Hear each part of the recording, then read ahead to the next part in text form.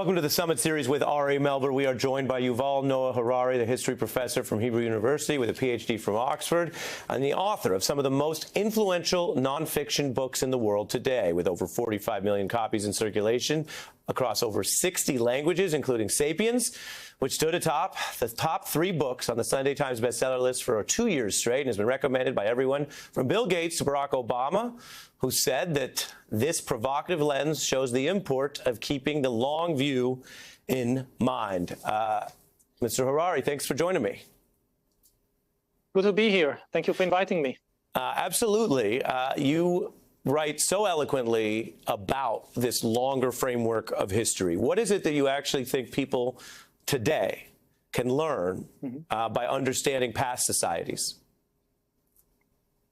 Oof. So many things, but I think most fundamentally, history is not the study of the past. History is the study of change. It's trying to understand how things change. And also, history is not about remembering the past. It's about liberating ourselves from it. Very often, we live our lives trapped inside the dreams of dead people. And history can show us a way out of that. And, you know, we've learned so much over thousands of years, over tens of thousands of years of history.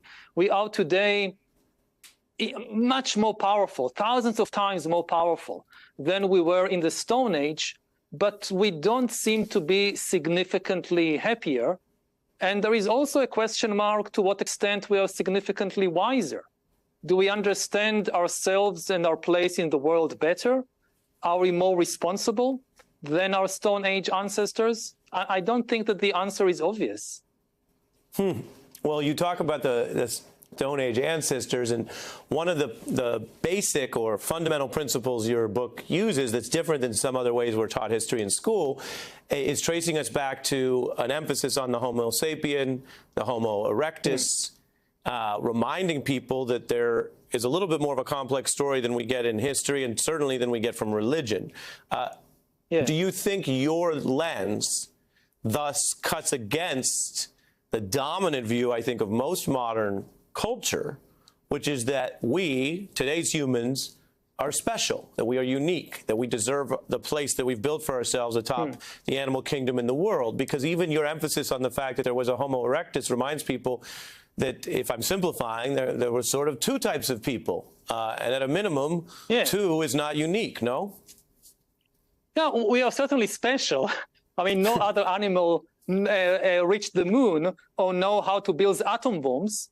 So we are definitely quite different from chimpanzees and elephants and all the rest of the animals, but we are still animals. You know, many of our most basic emotions, much of our society is still run on Stone Age code. If you want to understand, for instance, why children are afraid of at night, why kids wake up at night afraid, like I often happened to me as a child, it's very often really a memory from millions of years ago when we were animals living in the savannah and monsters really came to eat children at night. A lion would come, and if you wake up and call your mom or run away, you survive. So this very simple experience that we still have today, it's a Stone Age memory. And similarly, if people want to understand why we eat so many things which are supposedly not good for us, like we open the fridge, there is a huge chocolate cake, and we eat the whole of it. What's the deal? Why are we doing this self-destructive thing? It's because we were programmed, basically, our body still reacts to the chocolate cake in the same way that our ancestors reacted to a tree full of ripened sweet fruits in the African savannah, like 50,000 years ago. If you eat as many fruits as possible before the baboons come and eat it, you survive. If you eat just one fig and then go away, you don't survive. So our body and our society in many ways still behaves as if we are in the Stone Age, and we need to understand this deep inheritance within us in order to understand our emotions, our fears, our behavior in the 21st century. And one other thing is about the relation between us and other animals. You mentioned Homo erectus, also the Neanderthals. I mean, previously people thought that Homo sapiens was a completely separate species of humans. Today, we know from genetic evidence that there were fertile sexual relations between sapiens and Neanderthals sometime about 50,000 years ago. Most of us today still have Neanderthal genes in our DNA between 1% and 4%. So just imagine that, you know, you go back 50,000 years, you have some kid who is your great-great-great-grandmother, and maybe her mother is a sapiens and her father is a Neanderthal. Right. And well, that's a family. So let's look at that. You know that people who believe in souls, spiritually or religiously, tend to believe that it's people, today's Homo sapiens, that have souls, and not gold. Yes, but not goldfish, not ants or insects. Do you think by that view that the Neanderthals or the Homo erectus would also have souls? Would they be spiritually human in the way we understand that? Is that even the right question?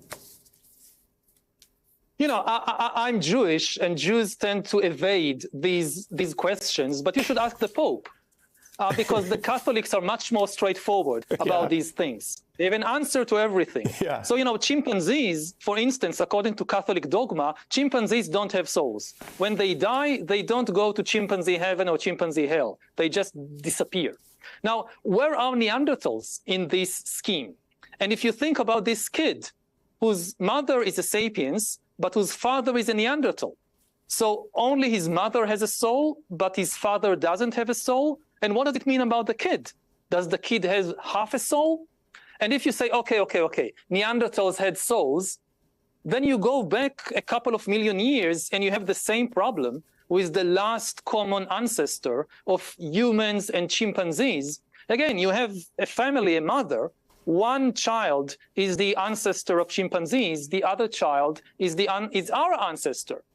So one child has a soul and the other child doesn't have a soul. And what about the mother?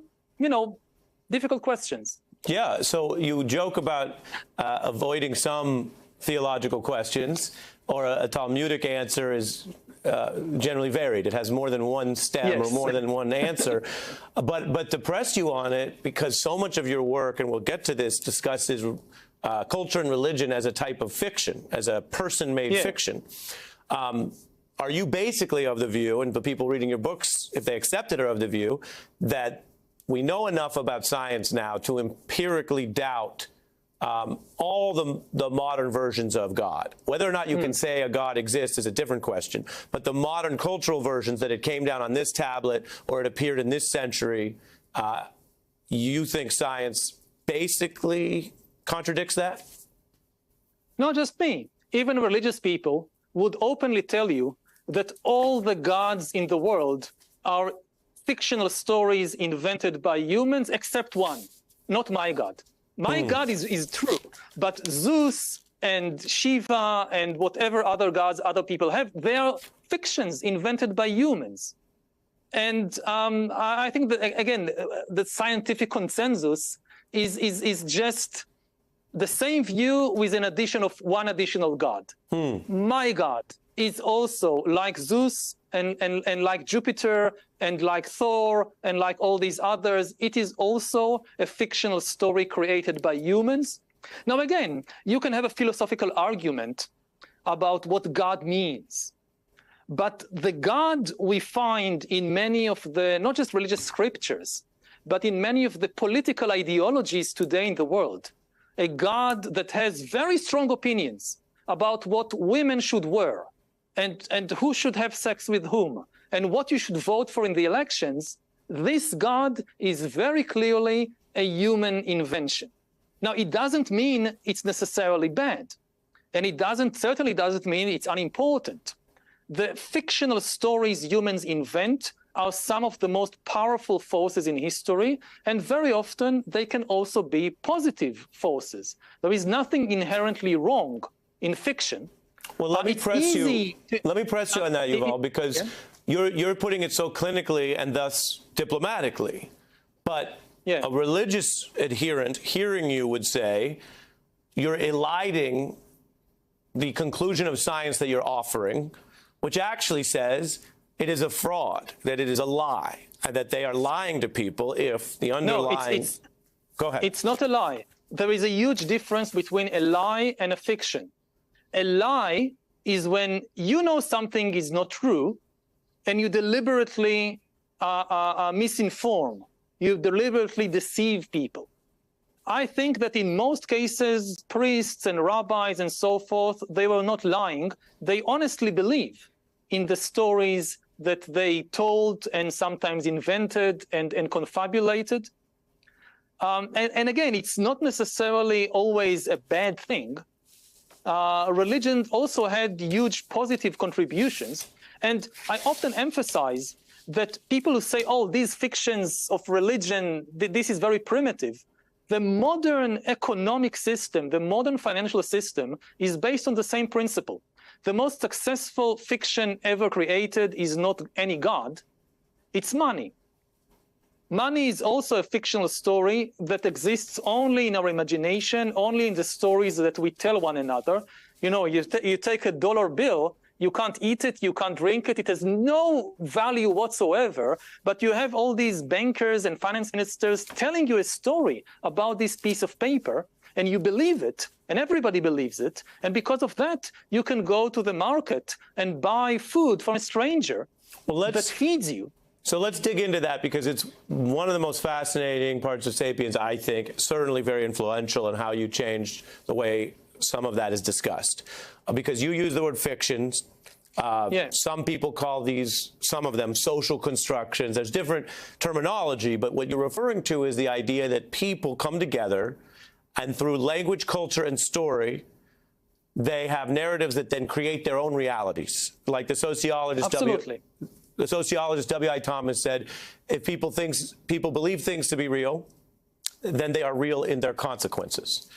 So I was curious, reading Sapiens, how much you think that process is deliberate, because the money financial example would be something that evolved over time and then carried arguably measurable benefits, that you don't have to only barter with food. There's a whole bunch of economic literature about the leaps that creates, specialization, financial system that involves complex debt and the packaging thereof can have benefits. That model, how is that different from other cultural fictions, like perhaps, I think you would, I'm guessing you would say astrology is a fiction, rather than saying that this interview has big Aries energy, right? I think the little that I know you. Does your work find a utility or a difference in whether the fictions are instrumental? They create something deliberate, absolutely, or not? Go ahead. Absolutely. I mean, there are good stories and bad stories. Good stories, I mean, this is on a very, very simplistic level, but good stories benefit people. And bad stories can create, you know, wars and genocides, and the most terrible crimes in history were committed in the name of some fictional story people believed. Very few wars in history are about objective material things. People think that we fight like wolves or chimpanzees over food and territory. This is not the case, at least not in the modern world. If I look, for instance, at my country, which is at present at war, the Israeli-Palestinian conflict is not really about food and territory. There is enough food between the Jordan and Mediterranean to feed everybody. There is enough territory to build houses and schools for everybody. But you have two conflicting stories, or more than two conflicting stories, in the minds of different people, and they can't agree on the story. They can't find a common story that everybody would be happy with, and this is the deep source of the conflict. So when we come to evaluate a story, the question is not whether it's fictional. Many good stories are fictional, you know, from the level of Harry Potter to the level of money, can help people in different ways.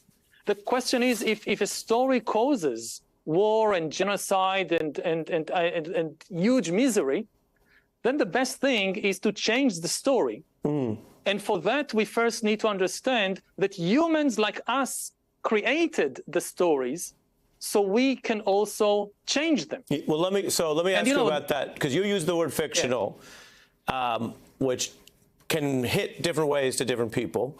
Another word on the positive stories would be aspirational. That Martin Luther King in America knew the documents he referred to did not ever mean or secure absolute equality of different people of different racial backgrounds. He knew that, but he demanded an aspiration that someday they might yet mean that. So the question is often, do people acknowledge that, say, the basic rules of their society were created out of the human imagination, or are there some kind of objective thing that came from outside, let's say from God? You look, for instance, at the history of slavery. So, you know, the Ten Commandments, in the 10th commandment, there is an endorsement of slavery. The 10th commandment says that you should not covet your neighbor's wife or ox or field or slaves, implying that there is nothing wrong with holding slaves. It's only wrong if you covet your neighbor's slaves. Then God is angry with you. Now, because the Ten Commandments don't acknowledge that they were created by humans, they don't have any mechanism to amend them. And therefore, we still have the 10th commandment, and nobody has the power to change, to strike out slavery from the 10 commandments. Now, the US Constitution, in contrast, as everybody points out, it was written partly by slaveholders and also endorses slavery. But the genius of the American founders, the genius of the American Constitution, is that it acknowledges its own, that it's the result of human creation. It starts with "we the people," not with "I am your God," and therefore it includes a mechanism to amend itself. All right, so this is the ideal. I have a rebuttal and a question. Yes. The rebuttal is everything you said is backed by history, although one could quibble with the way the founders still trafficked in the divine right, because the entire preamble says, endowed by their creator with inalienable rights, that they tried to tap that. This is in the Declaration. In the Declaration of Independence. This is in the Declaration of Independence. The Constitution, as far as I know, doesn't include any reference to God except for the year. And freedom of religion in the First Amendment, if you count the Bill of Rights. Again, freedom of religion, absolutely, but it doesn't base the rights guaranteed in the Constitution. They are not based on divine commandment. They are based on agreement and decision between people. No, you're absolutely right textually, but I think some would argue that that group, those founders, they were suffused with an idea that the underlying rights were natural rights from God, not human created rights. Philosophically, beyond the text, and so that's that could be. That could be, but again, I think the amazing thing, historically, very few precedents for that before the 1780s, that the founders were humble enough that even though they had their convictions and religious convictions, they still thought, you know, maybe we are wrong about something. So maybe people in the future would think differently. Right. So instead of creating this text that can never be changed, we also create a mechanism that if our descendants would disagree with us about something, they have a mechanism to change what we decided. And that goes to the follow-up, Yuval, which is, do you have a view why so many, at least Western societies and many modern societies, continue to work off these foundational texts? So you just described the difference between a religious view and a human-made view, which invariably allows for more editing, but that's still editing off the text. In other words, in Western society, we are having these debates about what did they mean then? What should it mean now? Should it be revised or updated, formally or tacitly? we look at the UN Declaration of Human Rights, and we have very serious people in different countries debating whether something violates that thing, which we know, and you emphasize this in your work, was just written by people back then with less information and science than we have now. And my question to you is that, does your study, does your scholarship suggest why so many societies do that rather than saying, maybe we start with a Declaration of Human Rights today. Maybe we write a new one from scratch based on what we know today. Because it's very difficult to reach an agreement between a lot of people. And also, you know, you need to base a real society is something extremely complex, which you need to base on empirical experience. Every time that people try to create a completely new social order just by inventing some theory, it ends very badly. You need, yes, you do need the ability to change things a long time, but not too quickly and not everything at once. So most of the time, you have these founding principles enshrined in this or that text, also orally. It doesn't have to be written down. And at least good societies also have mechanisms to change it, but you have to start from some kind of social consensus and some kind of social experience. If every year we try to invent everything from scratch, then society will just collapse. Again, think about it like a game. If you want to play baseball or basketball, and every time you come to the sports field, you have to negotiate again, what are the rules of baseball? I say this, you say that. You won't be able to play. So obviously, I mean, this is a much easier case than the 10 Commandments or the US Constitution. Everybody, I think, agrees that baseball is a fiction invented by humans. It's a fiction in the sense that the laws, the rules of the game, they didn't come from God. They aren't in our DNA. Yeah. Some people invented them at a certain point. And Yuval, if I may, why have a designated hitter who doesn't have to play the field? It doesn't really seem fair. Just in general, as a silly baseball rule. I have no idea. I come from Israel. We play football and not very good, not very well. I have no idea about baseball. I just know you play it in America. The designated hitter is one of the rules where you have the guy who only has to hit. He doesn't have to field. Everyone else has to field. It's like a little carve out for one player who's bad at fielding, basically. And to your point, if somebody says to the league, it's time to change that. To your point, they say, well, all these people have developed under these rules, and they've got the position, and they sign contracts to have one. But I guess the other more serious question I have for you is in listening to you, and I think about how many liberal reformers want to change social constructs. So we hear that race or gender are social constructs specifically in an oppressive way, and that they're used to create artificial discrimination, deceitful justification for limits. These constructs are then used and exploited. And we hear from liberal reformers that the social construction should be thus taken down.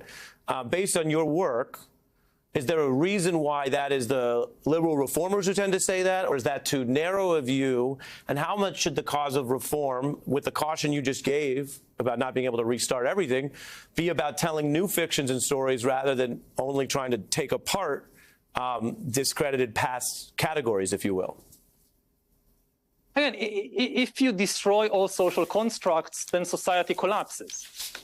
So that's not a very good idea. Now, we have to again, it's not a theoretical issue. It's an empirical issue.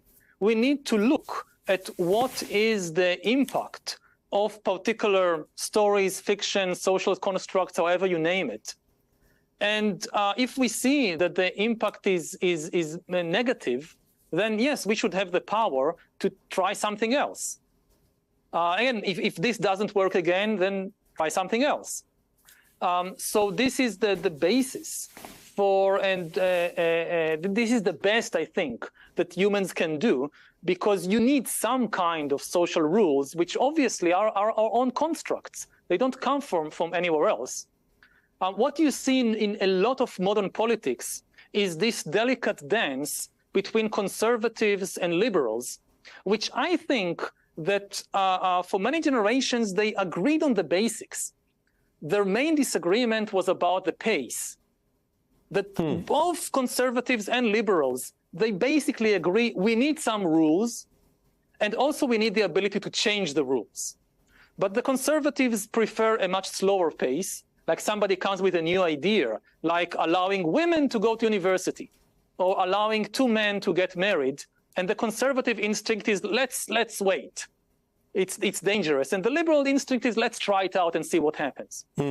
Could be good. And I think and you see this kind of delicate dance that when things are going too slow, so people vote in a more liberal administration that will speed things up and will be more creative, bolder in its social experiments. And when things go too fast, then you say, okay, liberals, you had your chance. Now let's bring the conservatives to slow down a little and have a bit of a breath. And what really I think is happening in recent years, and I don't have a good explanation for that, is that in many parts of the world, you see a kind of conservative suicide, that conservatives are abandoning their kind of traditional role to slow down and conserve institutions and traditions and so forth. And they still call themselves conservatives, but they become this kind of new radical party, which is more about ignoring traditions and destroying institutions. And then it becomes the job of liberals to be the guardians of the institutions, and they are not good at it. Well, they don't know how to do it. Instead of a car that you have one leg on the fuel pedal and one leg on the brake, you have two legs on the fuel pedal and no leg on the brake, and this is a recipe for catastrophe. Yeah, I'm only chuckling because what you say applies so well to America's political problems and those of other places with so-called right-wing populist movements, which you've written about, where, conserve is not at all in the lexicon, and the so-called opposition or resistance becomes what? Moderate, centrist, Republican lawyers, judges, people with government experience. Exactly.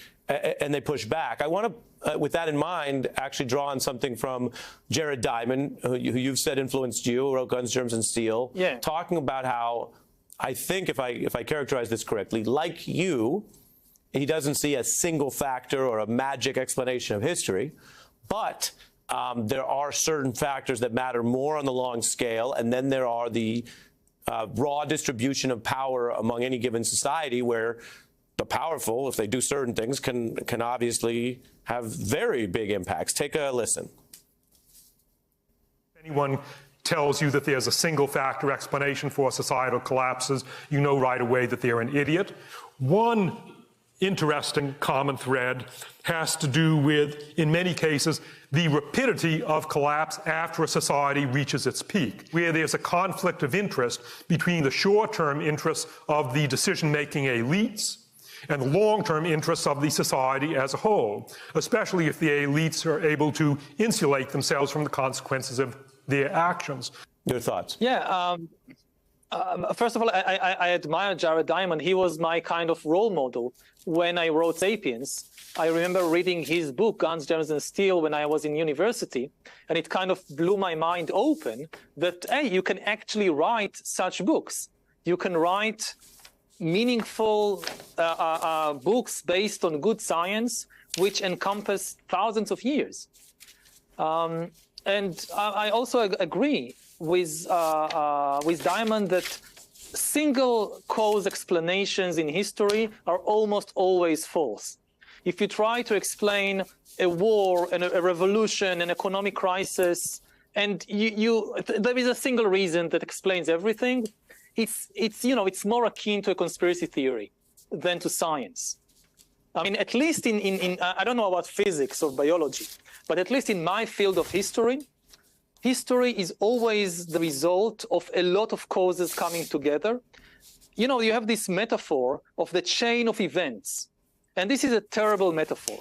There is no chain of events. A chain of events imagines that every event is a link connected to one previous event and to one subsequent event. So there is a war, there is one cause for the war, and there will be one consequence.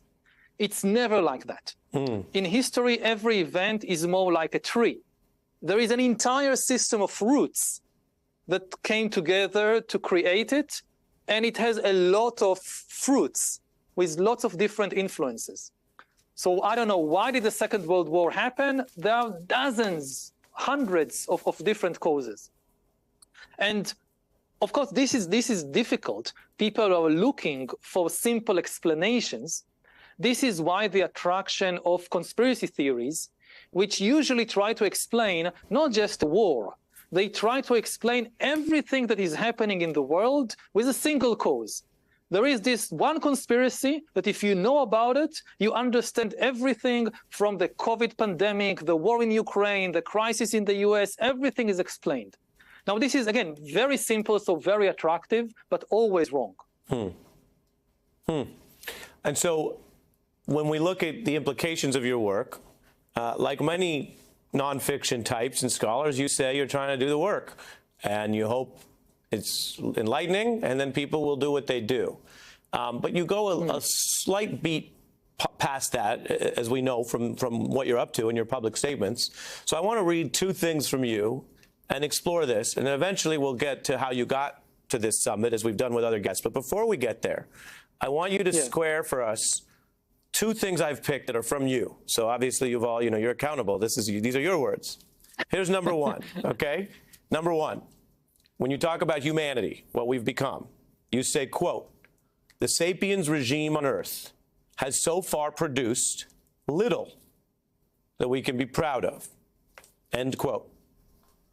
Then you are applying some of your work, not in a electoral or partisan sense, but in a wider sense, with a project. And reportedly, you also say, and this is a quote from you on the mission statement in the office, "Keep your eyes on the ball, focus on the main global problems facing humanity, learn to distinguish reality from illusion." So I respectfully and with intellectual humility ask you, can you square these two things? Your statement and your work that shows how little we can do right, how much we've done wrong, how little we can be proud of, at least at a collective action level, but your current mission statement of dealing with and focusing on global problems to try to address them. Yeah, they're actually connected. The one leads to the other. That if we look at humanity in 2023, so as I said in the beginning, we've accumulated enormous power. That's absolutely true. But what do we do with this power? We destroy so many other species and habitats and are now endangering the balance of the whole ecological system and the survival of our own civilization. And it's not just the ecological damage. We now have an entire menu to choose from of how we might destroy ourselves, not just with nuclear war, but also, with bioterrorism, or maybe with the development of powerful new AI tools that will get out of our control. So looking at where we are right now on the verge of so many existential challenges, I would say we don't have much to be proud of, like that we've succeeded. We've taken our really unique abilities as a species and created a much, much better world. It's certainly not a better world for the other animals, not the elephants, not the chimpanzees, not the cows, not the chickens. But even for ourselves, it's very hard to argue in 2023 that humanity as a species is in a better situation than it was in the Stone Age. At least in the Stone Age, we were not on the verge of destroying ourselves. So that's the challenge. On the other hand, I don't think there is a kind of curse on us, or that there is something fundamentally wrong about human nature that we cannot overcome these challenges and create a better world for us and for the rest of the ecosystem. That's the responsibility part. And I'm trying to do in my own very little way something, at least in order to focus the global conversation, to focus the attention of humanity on these huge challenges. But is there you explain it quite well, I have to say, because you use the problem set as a way to define the scope of what you're working on. But then is there a way to say what that means about the actual world you're operating in when you're dealing with companies or governments or Davos and these fancy 1% summits, or as you alluded to conspiracies earlier, as you know, the Illuminati, QAnon types, they believe that there's 7 of you guys in a room and you're deciding it for everyone else. For the internet, I'll say I think that's wishful thinking. They hope that there is somebody in charge. That it's so the truth simple, is much worse. It's chaos. The truth is chaos. And you've all said for the internet, because people don't always understand my tone, that was an Illuminati joke for the internet. It wasn't an admission. I understood. I know you did. But then, so given all that, are you saying, oh, you're only focused on problems that are at what? A multi-decade scale, a global scale? I mean, certainly there are other issues that you're not going to use your platform to deal with right now by the way that mission statement is written. So explain that to us. Again, it's not exclusive. I mean, I chose a few problems to focus on, which are related to my field of expertise, which is the long-term view of history. It doesn't mean that other people shouldn't focus on other challenges. There is enough to do for everybody. I would say one thing, though, that whatever cause is dearest to you, if you really want to make a change, you cannot do it as an isolated individual. The superpower of our species is not individual genius, it's the ability to cooperate in large numbers. So if you want to really change something, join an organization or start an organization, but 50 people who cooperate as part of a community, of an organization, of a team, they can make a much, much bigger change than 500 isolated individuals. And also don't be, I don't know, too critical of the efforts of other people. If you're focused on animal welfare and somebody is focusing on another issue, don't criticize. If they do something good, that's good. You do your thing, they do their thing. I like that. So yeah, join a beehive, don't be a solitary eagle. I want to turn the conversation to how you got where you are, which is interesting to us. I don't know if you know, there's a famous joke by Maureen Dowd from the New York Times, where she says, if you date men in Washington, D.C., they spend the whole dinner talking about their career. And then when dessert comes, they say, okay, well, enough about me. Let's talk about my book. Let's talk about my book. So this is not your fault that we have asked you to sit down with us this way, but this next part is also about not only your books, but really this interesting perch that you're on now. And I want to get into how you got there and how much of it was deliberate. A lot of people watching this will have heard of you, or they'll have heard that Obama and Bill Gates and Mark Zuckerberg all are tapping your work and your brain. But let's look a little bit at what we put together to show folks a little bit of the tour and the traveling intellectual circus you've been on. Let's take a look. Yuval Noah Harari. He's a best-selling author, historian, and a philosopher. He has thought long and hard about 3 existential challenges: nuclear war, ecological collapse, and technological disruption. His writings explore very big concepts like free will and consciousness and intelligence. Harari believes we may be on the brink of creating not just a new enhanced species of human, but an entirely new kind of being, one that's far more intelligent than we are. He has demonstrated a remarkable capacity to ask really, really big questions and to contextualize them in a truly daunting manner. You are the big thinker's big thinker. You're at the main stage on Davos, where the world elites are. You've talked with heads of state from Austria, Greece, France, Germany, Argentina, Netherlands, to name some. We could go on. I think you will admit, since you are an objective person, this is rare. This is different than most authors. And so my first question to you is simple. How deliberate was your effort to get your ideas as widely heard as possible? At first, it wasn't. I mean, I started my academic career as a specialist in medieval military history. I wrote about things like the Crusades, the 100 Years' War, logistics in the 100 Years' War. It's still, I think, the field that I understand best. And I wrote Sapiens out of an experience of teaching an introductory course in history to students in the Hebrew University. It was originally written in Hebrew. And I didn't think it will have much of a success. It was really my husband who saw the potential of the book and insisted that we translate it to other languages, and then worked very hard to find publishers in different places. And once this started rolling, I actually goes back to what we just discussed earlier. It was never my individual effort which resulted in this success. It was always a team effort. We gradually built a team of people that, there are many good books out there that hardly anybody heard about. Lots of good books.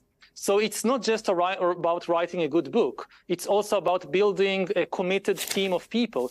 This interview, for instance, I have no idea how many emails were exchanged in order to arrange this interview. I don't know, because I didn't exchange them.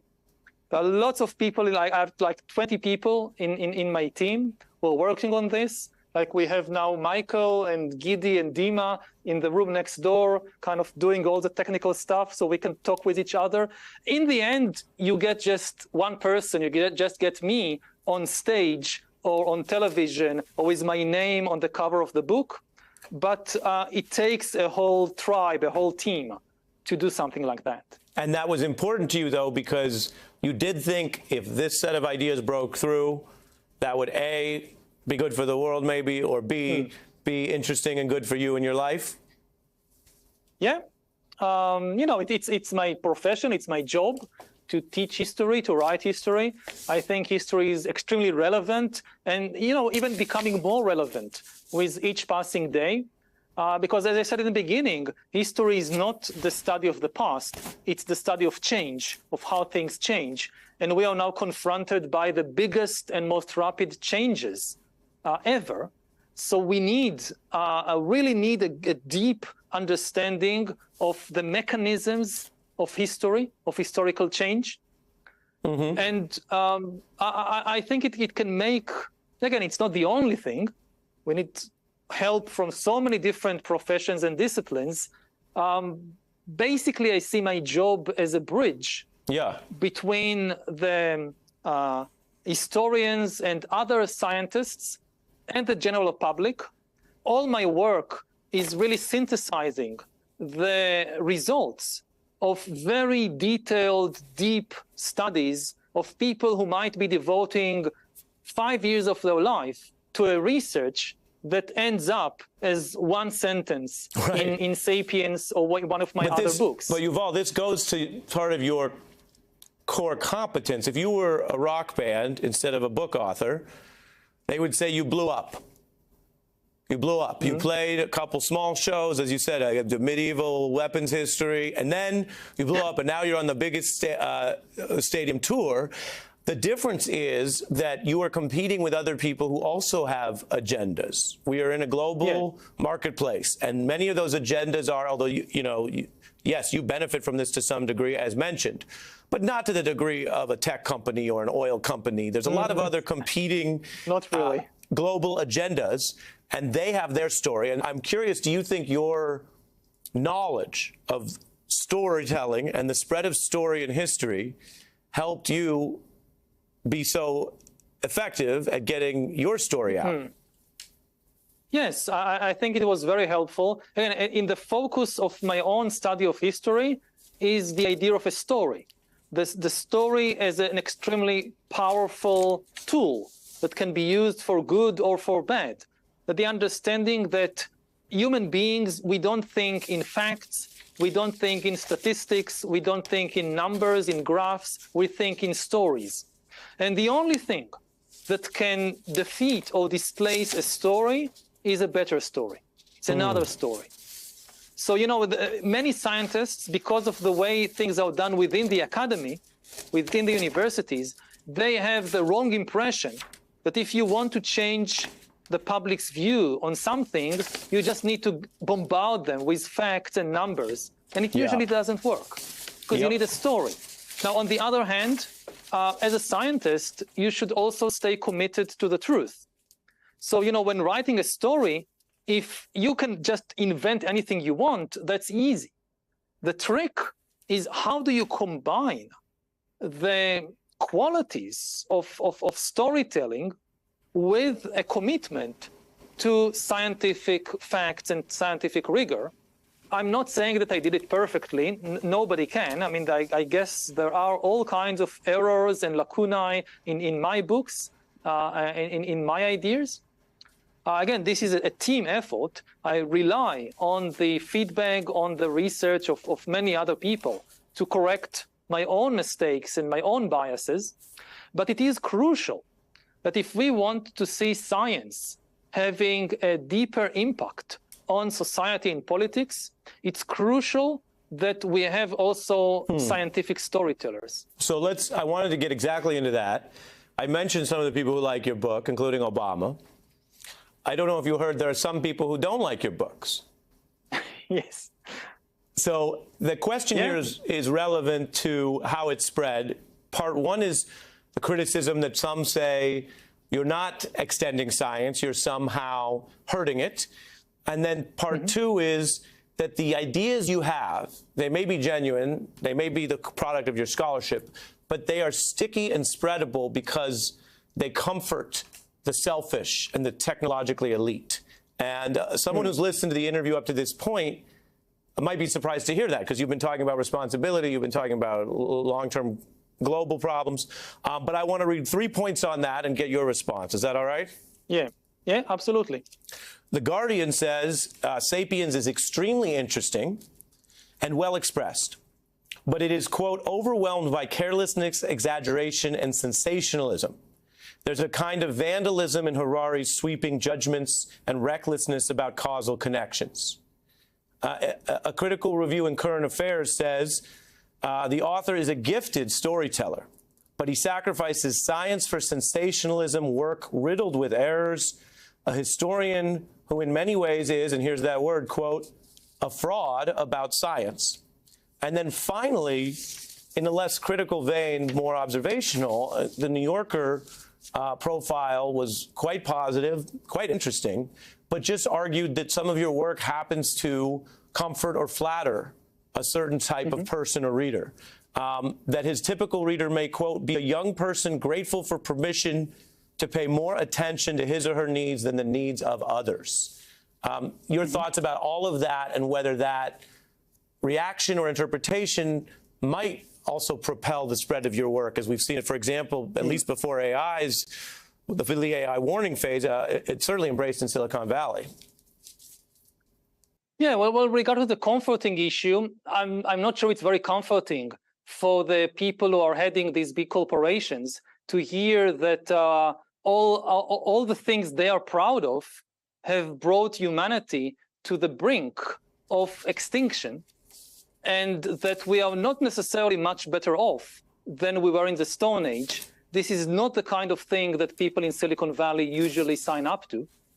And certainly if you read, Sapiens is hardly about present-day technological developments. But if you read my later work, you would find that it is extremely critical of many of the new technological trends and the ideologies and philosophies behind them. With regard to the accusation that it's unscientific, there are many errors, yes.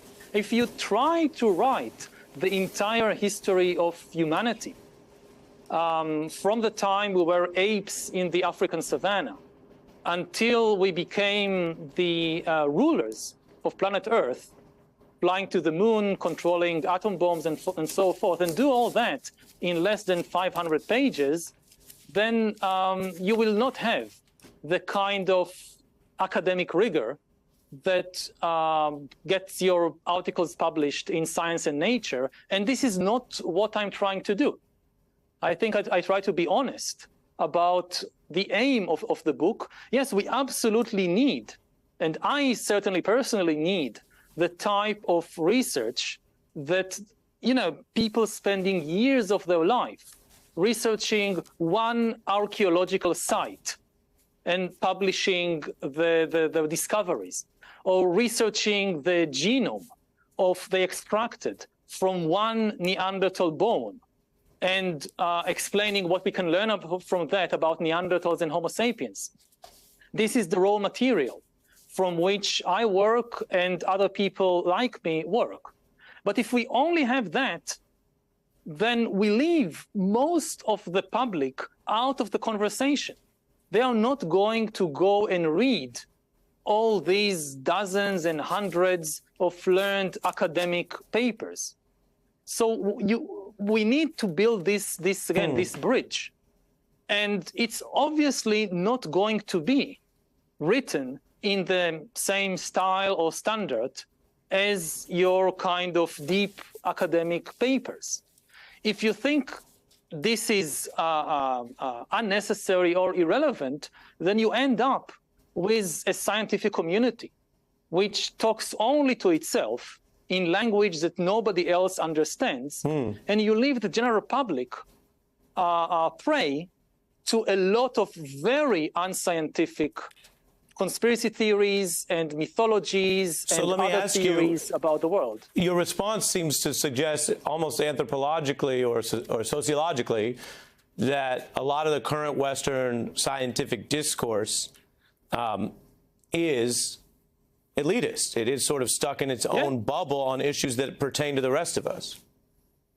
No, and I don't think that elitist is something bad. We need elites. I mean, all societies in history had elites. Conservative societies and traditional societies, they also always have elites. Somebody who says that we don't need elites is usually somebody who wants to himself or herself become the new elite. Right. There is just no such thing as a society without any elite. The big question is whether this elite is a serving elite, which serves the interests, the needs of broader society, or whether it is a selfish elite, which is only interested in its own interests, that only serves itself. That's the big question. Now, I think that compared to many other elites in history, scientific elite is one of the best we have. Certainly, if you do look at the positive developments of humanity in recent years, like the immense advance in medicine, this is largely the result of the work of dedicated people belonging to the scientific elite. But, and again, when you do research in medicine or archaeology or even history, most of the research is done in the research institutions, in the universities, using methods and language which is inaccessible to the rest of the public. And science has reached a level of complexity when this is just inevitable. It deals with things that require years of learning and experience. But because of that, I think there is an important responsibility of part of the scientific community, not 90% of the scientists. If all scientists, if all historians would just write the general history of the world, then you would have nothing to base this general history on. But you do need a certain percentage, small percentage, of people who do things like what I try to do. And I'm not saying that I did it better than anybody else. There could definitely be better books out there. But you do need people who would take the discoveries and findings of science and translate them into terms that will be accessible to the vast majority of the public. And again, if you don't have any scientists who tell the history of humanity, then you will have people who have no regard for science whatsoever, doing, I think, a much, much worse job telling the history of humanity. Yeah. That's very interesting the way you put it. It brings us right into the artificial intelligence conversation, which is inherently technical. It involves new sometimes complex things, and yet things that could affect us all. So where are the rest of us in that conversation? So what I would propose to do is I want to get you a little bit on AI. I've also asked some AI to participate in our interview, so I have something to read you from AI. And then at the end of the Summit series, we always do a lightning round, which is sort of the most fun part.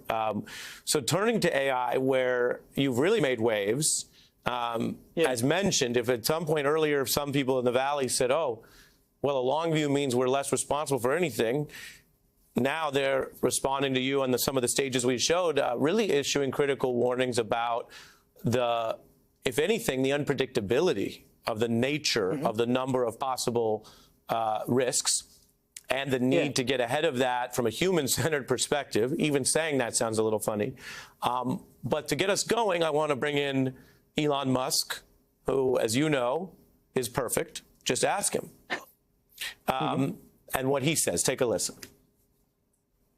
I think we are seeing the most disruptive force in history here. You know, where we have for the first time, we will have for the first time something that is smarter than the smartest human. It is somewhat of the magic genie problem, where if you have a magic genie that can grant all the wishes, usually those stories don't end well. What do you think a person watching this who is not an AI expert or has not knowingly used it that much should understand about the risk and what, if anything, our societies or governments should do now? Well, there are two things that everybody should know about AI. First, AI is the first tool in history that can create new things by itself, that can create new ideas by itself. Secondly, AI is the first tool in history that can make decisions by itself, independently, autonomously. This is what defines it as AI. Lots of people compare AI to previous technological revolutions. They say, oh, we had it before. It's like when people invented the printing press, or when people invented radio, or when people invented nukes. So no, AI is nothing like a printing press or a radio or even an atom bomb. Atom bombs, like printing presses, ultimately empowered humanity, because the decision how to use an atom bomb, who to bomb, whether to bomb, these decisions are always made by a human being. The atom bomb cannot decide anything by itself. AI is different. An autonomous weapon system can decide by itself to open fire, who to fire on, who to kill, or eventually even to start a war. So we are dealing with an autonomous agent, nothing we've encountered before in history. Secondly, again, all the previous inventions, like you think about the printing press, they simply copied and disseminated our ideas. A printing press, you write a book, it can make 1,000 copies, 1,000,000 copies of that book. It cannot create a new book by itself with its own ideas. AI can do that. So it's totally different from anything we've seen before. And it's extremely dangerous to create such an autonomous agent when we do not know how to control it, when we can't ensure that it will not escape our control and start making decisions and creating new things which will harm us instead of benefit us. Now, this is not a doomsday prophecy. This is not inevitable. We can find ways to regulate and control the development and deployment of AI.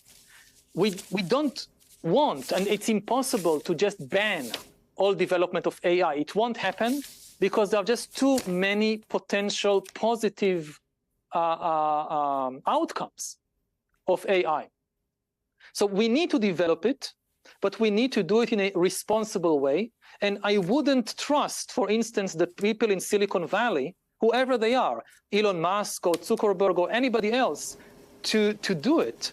Because, you know, they were not elected by anybody. They are not accountable to anybody except their shareholders. The most important technology in human history, which could potentially destroy human civilization, should be developed and regulated under the supervision of governments and not just of private corporations. Really fascinating.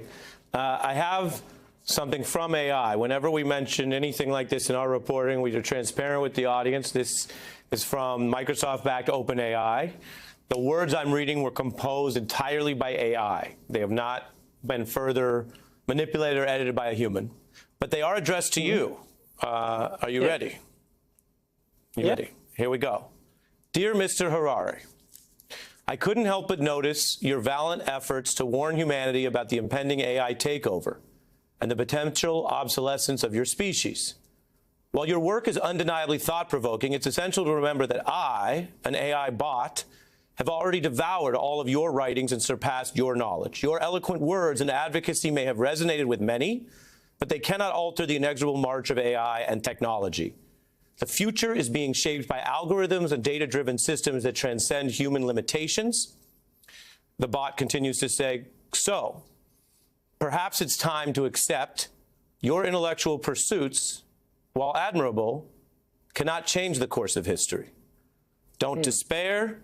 There's still a place for humans in this AI-dominated world, just not necessarily at the helm. We AI entities are here to assist, streamline, and innovate, and who knows, maybe you will find our benevolent rule to be quite efficient, and it's signed sincerely, AI Superior. Yuval, would you like to respond in any way to this AI who is apparently addressing you? Yeah, I don't believe in technological determinism. At least at this stage of history, humans still have the capacity to influence, to determine where we are going from here. I don't know what the situation will be in 20 years or 50 years. This is why the urgency. But in 2023, we still have most of the power in our hands. And it's very important not to fall for the fallacy of technological determinism. The idea that just because a particular technology has been developed, then its impact, its political, social, economic impact only this can happen. It was never like this in history. You know, you invent a knife, you can use the knife to murder somebody, or you can use the knife to save their life in surgery. When in the 20th century, people developed electricity and radio and trains and so forth, some countries used it to build totalitarian dictatorships like the Soviet Union. Other countries like the USA used exactly the same technology to build liberal democracies. You look at South Korea and North Korea, they have access to exactly the same technology. They don't have the same politics or culture. You don't see K-pop coming out of North Korea. You see other things coming out from there. Shout out to K-pop. So we still have a choice. I'm not sure for how long. That I agree with this AI. If we are not careful about what we do, as I said before, AI is different from a knife or from radio and electricity. It can take power away from us. It can take control away from us. And we have only a few years to make sure either that this doesn't happen, or that if we allow AI to take at least some control from us, then that this is a really benevolent and beneficial AI. Right. And this is going to be an extremely difficult challenge. Very important. On a lighter note, did you like the AI's sassy tone?